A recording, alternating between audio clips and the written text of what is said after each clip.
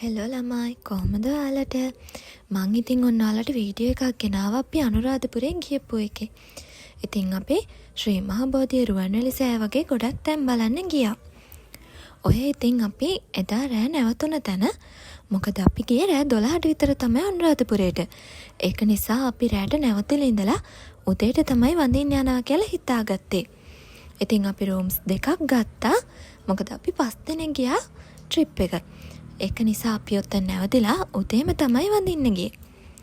දැන් ඉතින් ඔය තියෙන උදේ 8ට විතර අපි හැමෝම උදේට කෑම කාලා අපි මුලින්ම ගියේ ශ්‍රී මහා බෝධිය වඳින්න. ශ්‍රී මහා බෝධියටයි රුවන්වැලි සෑයටයි එක ළඟම තමයි යන්න තියෙන්නේ. ඉතින් අපි මුලින්ම හිතුවා ශ්‍රී මහා බෝධියට යනවා කියලා. ඔය ඉතින් අපි කියව තමා ගියේ. ඔය ඉතින් එතන ලස්සන මොනරුත් හිටියා බලන්නකො ඉතින්. ඔය ගස් අතරින් මොනරු හිටියා, රිලව් හිටියා. වගේ ලස්සන පරිසරයක් තමයි තිබුණේ. කොළ පාට හරිම ලස්සන කාලගුණයකුත් එදා තිබුණා. ඒ කියන්නේ ලොකුවට අවුවත් නැති, වැස්සත් නැති ලස්සන කාලගුණයක්. ඉතින් අපි ඔය නිදහසේ ශ්‍රී මහා බෝධිය වඳින්න යන ගමන් තමයි. ඔය තියෙන්නේ ශ්‍රී මහා බෝධියට ඇතුල් වෙන තැන. ඒ වගේම ඔයාලට ගියා නම් මතක ඇති අපිට පාවහන් තියලා යන්නුනත් එතන යාලා වෙනම කවුන්ට් එකක් එහෙම තියලා තිබුණා. ඊට පස්සේ ඉතින් ඔය අපි මලුත් අරගෙන ශ්‍රී මහා බෝධිය වඳින්න තමයි යන්නේ. ඔය ඉතින් ඔයාලට පේනවනේ දැන් ඔය අපි ශ්‍රී මහා බෝධිය ළඟම තමයි ඉන්නේ. ඔයාලා හැමෝම වගේ ගිහින් ඇති ඉතින් දැන් ගොඩක් කාලයකට කලින් ගියපු අයත් නම් මතකත් නැතුව ඇතින් ඒක නිසා ඉතින් මම ඔය දැන් පෙන්නන්නම්. ඔය ඉතින් ශ්‍රී මහා බෝධිය තුළ අපි ඉතින් මල් පූජා කළා ශ්‍රී මහා බෝධිය වැඳලා හිම තමයි ඔය වෙද්දි හිටියේ. ඉතින් චූටි ක්ලිප්ස් වගේක් ගත්තා ඔයාලටත් පෙන්නන්න ඕන නිසා.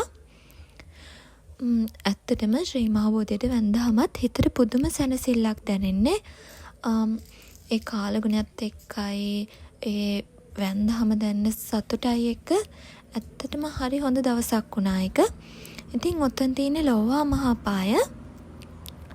ඔය ලෝවා මහා පාය මහල් 9කින් තමයි තිබිලා තියෙන්නේ. ඒක හාමුදුරුවෝ 1000කට ඉන්න පුළුවන් වෙන්න තමයි හදලා තියෙන්නේ. ඒ වගේම මේකේ වහල හදලා තියෙන්නේ ලෝහ වලින්. ඒක නිසා තමයි මේක ලෝවා මහා පාය වෙලා තියෙන්නේ. ඊට පස්සේ ඉතින් දැන් ඔය අපි රුවන්වැලි සෑයට යන ගමන් ඔතනින් රුවන්වැලි සෑය ලස්සනට පේනවා. ඒක නිසා තමයි මම ඔයාලටත් පෙන්නුවේ. බලන්නකො මෙතන ඉන්න රිලව් ටික ඇත්තටම යාලා හරි ලස්සන විදිහට ඉන්නවා. නිකන් අපිට ෆොටෝ ගන්න කියලා වගේ තමයි යාලා පෝස් කරලා ඉන්නේ. බලන්නකො ගොඩාක් ඉන්නවා මෙතන. හරිම ෂෝක් ඉතින් බලන් ඉන්න ආසිතනවා. බලන්නකො මෙයා යෝගට් එකක් කනවා හරිම ෂෝක්. අපිට ඒ කියන්නේ ගොඩක් වෙලා බලන් ඉන්න ආසෙ හිතෙනවා. මොකද අපි හැමදාම ඉතින් දකින්නෙත් නෑනේ. ඒක නිසා අපිත් ඉතින් ටික වෙලාවක් බලාගෙන හිටියා. ඔයාලත් බලන්නකො ඉතින්. දැන් ඔය පෙන්නේ ඉතින් රුවන්වැලි සෑය තමයි. දැන් ඉතින් ඔන්න අපි යනවා. ඇත්තටම සෙනග අඩුවේද. ඔතන ඔය අපිට පාදෝවණය කරගෙන යන්න තමයි එතන හදලා තියෙන්නේ. ඇත්තටම ඒක නම් ගොඩක් හොඳ දෙයක්. ඔය ඉතින් රුවන්වැලි සෑය ගාව පොඩි ක්ලිප්ස් ටිකක් ගත්ත ඒ ටික තමයි. ඇත්තටම එතනත් අර වගේම තමයි හරිම හිතට නිදහසක් දැනෙනවා වඳින්න ගියාම. ගොඩක් අය ඉතින් කියනවනේ රුවන්වැලි සෑය ගාවට ගියාම ප්‍රාර්ථනා කරන එක ගොඩක් හොඳයි කියලා. ඉතින් ඔයාලත් ගියාම ඔයාලට ඕන දේවල් මෙතනදී ප්‍රාර්ථනා කරන්න. මම නම් අහලා තියෙන විදිහට ගොඩක් අයගේ ප්‍රාර්ථනා මෙතනදී ඉෂ්ට වෙනවා කරන ඒවා. ඉතින් අපිත් ඉතින් ප්‍රාර්ථනා කරා. ඔය තියෙන ඉතින් දුටුගැමුණු රජතුමාගේ පිළිරුවක්. ඇත්තටම දුටුගැමුණු රජතුමා කියන්නේ අපේ රට ගොඩක් ලොකු සේවයක් කරපු රජ කෙනෙක්නේ. තුන්හෙළයම එක්සේසත් කර රජතුමා. ඉතින් එතනදී එතුමාගේ පිළිමයත් අපිට දැක් ගන්න පුළුවන් වුණා. ඔය බලන්නකෝ අහසත් ලස්සනට පේනවා. ඊට පස්සේ ඉතින් ඔයාලා බලන්නකෝ ඔයාලට මතක නම් මේ මොකක්ද අපි ඊළඟට යන්නේ කියලා. අනුරාධපුරේ ගියපු අයට නම් ඉතින් ළඟදී ගියා නම් අනිවාර්යෙන් මතක ඇති මේ තැනත්. මොකද රුවන්වැලි සෑය හරියම තමයි මේකත් තියෙන්නේ. බලන්නකෝ. මේ තියෙන ඉතින් තූපාරාමය. ඇත්තටම මෙතනට ගියාම අපිට තේරුණ දෙයක් තමයි රුවන්වැලි සෑයට ශ්‍රී මහා බෝධියට යන තරම් මිනිස්සු ප්‍රමාණයක් නම් තූපාරාමයේ ගාව හිටියේ නෑ. ඒ වුණාට ඉතින් අපි ගියා තූපාරාමයේ වඳින්න. තූපාරාමයේ අර අනිත් චෛත්‍යත් එක්ක බලද්දි සාමාන්‍ය ප්‍රමාණයෙන් පොඩි. ඒ වුණාට ලංකාවේ ඉතිකල ප්‍රථම චෛත්‍ය තූපාරාමයේ කියනවනේ. ඔය තියෙන ඉතින් තූපාරාමයේ තමයි ඔය ඉතින් අපි යන ගමන්. ඒ හරියත් ඇත්තටම මේ පරිසරය ගොඩක් ලොකු අපසරියක් තියෙනවා ඒ හරියේ. තූපාරාමයට යද්දී පොඩ්ඩක් දවල් වෙලා අවුවක් තිබුණා. ඒ වුණාට ඉතින් අපි වන්දනාමාන කරා තූපාරාමයටත්. මොකද ඉතින් අපි හැමදාම මේ තැන් වලට යන්නේ නෑනේ.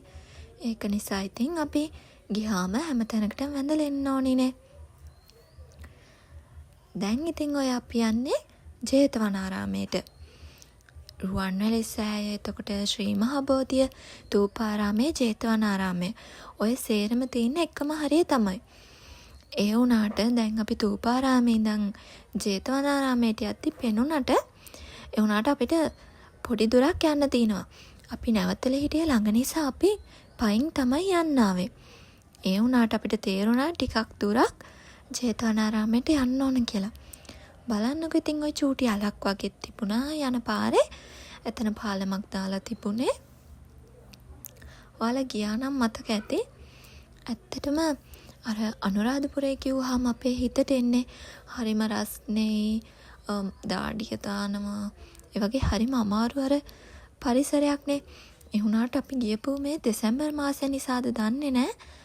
හරිම කාලගුණය ඇත්තටම ගොඩක් හොඳ කාලගුණයක් තිබ්බා.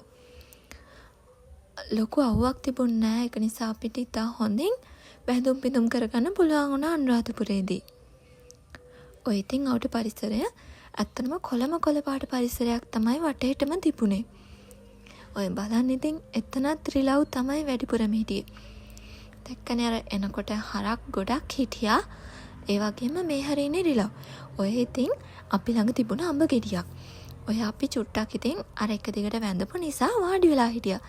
ඒ අතරේදී හිමීට අපේ බෑග් එක මෙන්න මෙයා අරගෙන ගිහිල්ලා. බලද්දි ඒකේ තිබුණ අඹ ගෙඩියත් කනවා. බලන්නකො ඉතින් එයා අඹ ගෙඩියත් කන විදිය. ඔහොම ඉතින් එහා එක කෑවා. ඔය එතන තව රිලව් ගොඩාක් හිටියා. ඇත්තටම කතරගම වගේ තමයි මෙහි අනුරාධපුරේත් ගොඩක් රිලව් තමයි ඉන්නේ. ඔය ඉතින් ඊට පස්සේ අපි ළඟ තිබුණ කෙසෙල් වගේක් අපි දුන්න මෙයාලට. ඒ වුණාට ඉතින් මෙයාලගේ වැඩේ කියන්නේ මේ ලොකු රිලව් ටික පොඩි අයට කෑම දුන්නේ නැහැ. අපි දෙනේව ගන්න දුන්නේ නැහැ පොඩි අයට. ලොකු අයම තමයි කන්න දෙන්නේ. ඔයාලත් බලන්නකො ඉතින්. ඇත්තට මේ පරිසරය ඔයාලට ඔතනින් දැක්කහමත් පේනවා ඇති හරිම ෂෝක්. දැන් ඔය තියෙන ඉතින් ජේතවනාරාමයේ වඳින්න ගියා. ඉතින් ඊට පස්සේ අපි ජේතවනාරාමයත් ගොඩක් ලොකුයි. මේකේ අර උඩ කොත හරිය විනාශ වෙලා තිබුණත් ඇත්තටම අපිට වඳින්න ඕනේ වුණා මේකත්. ඔය ඉතින් එතන ඇතුළ තමා බුදු පිළිමේ තියෙනවා. ගියපු ආලට මතක ඇති. බලන්නකො ඉතින් ඔය එතන එළිය තමයි මේකේ අර චූටියට දියසෙවල් පැඳිලා ඒ වගේ තමයි තිබුණේ. එතන ඉතින් ඔය පරිසරය තමයි.